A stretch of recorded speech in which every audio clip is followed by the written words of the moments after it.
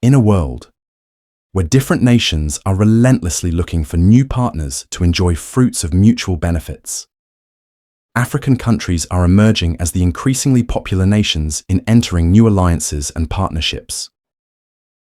Ever since President Ibrahim Traore's rise into power, a number of nations have increasingly found their way into Burkina Faso to form partnerships with a country that is now opening its doors to new willing partners and allies after the expulsion of the US and France. President Ibrahim Traore on Wednesday, August 2025, received a delegation from the Sultanate of Oman, led by Abdul Salam bin Mohammed Al Moshidi, chairman of Oman's Sovereign Wealth Fund Authority. You have heard it right. Oman in Burkina Faso. This visit isn't just a tour of the West African country, but a visit that is soon going to yield fruits for Burkina Faso. Focused around investment, in mining and agriculture, the two key sectors of the country. President Ibrahim Traore isn't hesitant of welcoming a nation that you may not be knowing is among the giants in the Middle East. Oman's richness stems from a combination of historical wealth from oil reserves and its current economic growth, positioning it as a high-income economy with significant financial wealth growth and a high human development index.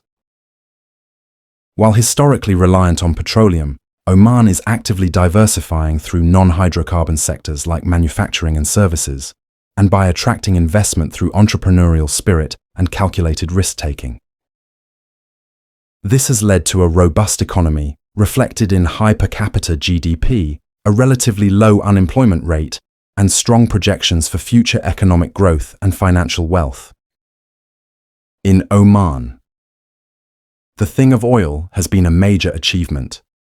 Oil was discovered in 1964, significantly increasing production and exports, and still forms a major component of Oman's economy, contributing substantially to GDP and export revenues. Oman is actively working to reduce its reliance on oil through diversification strategies, including promoting manufacturing, services, and tourism.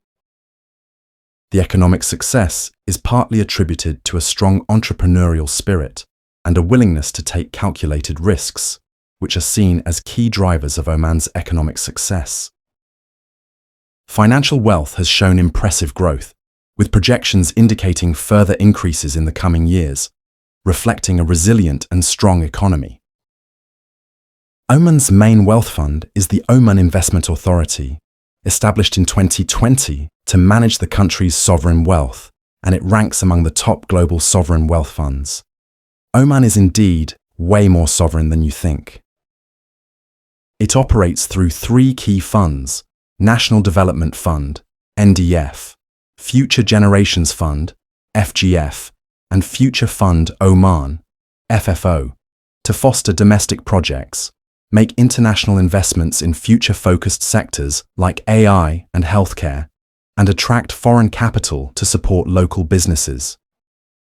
Oman, making a move to share a piece of cake of its wealth with Burkina Faso through its investment fund, is a major achievement by Burkina Faso.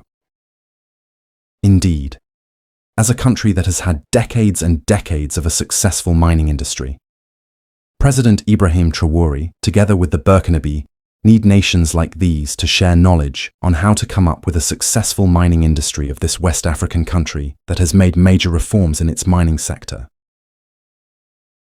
Another key element is food. Middle Eastern countries are making significant investments in African agriculture, including land purchases and partnerships, to secure long-term food imports, diversify their food sources, and project their influence on the continent. Africa, with abundant uncultivated land, is seen as a potential partner in addressing Middle East region's severe food and water challenges. The Middle East, particularly wealthy nations like the UAE and Saudi Arabia, is increasingly reliant on Africa for food supplies due to its own scarcity of arable land and water, exacerbated by climate change. This is why entering into agricultural investment like we see with this one between Oman and Burkina Faso is vital. Burkina Faso's agricultural revolution, under President Ibrahim Traore, is a large-scale initiative to achieve food sovereignty and self-sufficiency by transforming the agricultural sector through modern farming techniques, increased production, and infrastructure development. Key initiatives include deploying free tractors, investing in irrigation and processing plants, promoting climate-smart farming, and supporting farmers with seeds, fertilizers, and digital tools. This effort also addresses past challenges like low productivity, climate hazards, and reliance on imports, aiming to empower rural communities and create a sustainable model for African agriculture. As President Ibrahim Traore is pushing for food self-sufficiency of Burkina Faso, nations like this Oman, that is also in need of sufficient food supply, are seeing a positive agricultural environment to be part of. Under President Ibrahim Traore, Burkina Faso is aggressively pursuing economic self-reliance when it comes to mining and agriculture. The country has seen major changes that are attracting more and more wealth nations to come and invest in the Sahel country. One may ask, why a number of countries are flocking to Burkina Faso with huge investment plans? Ever since President Ibrahim Traore's expulsion of the West, majorly France and the US, it opened the door for a multipolar world. A multipolar world is an international system with three or more great powers of comparable power, in contrast to a unipolar, one dominant power, or bipolar, two dominant powers, system. It should be known that before President Ibrahim Traore's rise into power, Burkina Faso was managed by France and the US among other Western nations. This meant that the West had full control of the Sahel country through security, mining among others. Now, the concept of the lack of mutual benefit by the West, referring to the argument that Western countries, in their interactions with developing nations, have often prioritized their own interests over those of their partners, leading to unequal and unsustainable relationships in areas like trade, aid, and finance. Burkina Faso was long crying about this.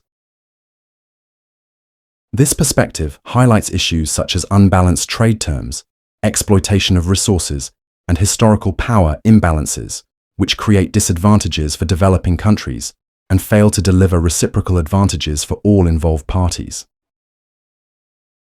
With all these happening, there was a far cry by the Burkinabe, who had long suffered with even the presence of the West, to receive something new. With the arrival of President Ibrahim Traore, it opened doors for a multipolar world in Burkina Faso. The country is now free, and every willing partner is welcomed without limitations by the other. Ever since President Ibrahim Traore's rise into power, a number of nations have not only expressed their interest in working with the Sahel country, but have come out to physically cooperate with it. From Russia to China, Turkey, Iran, Saudi Arabia, Cuba, Venezuela, and now Oman, among others. The future of Burkina Faso is brighter.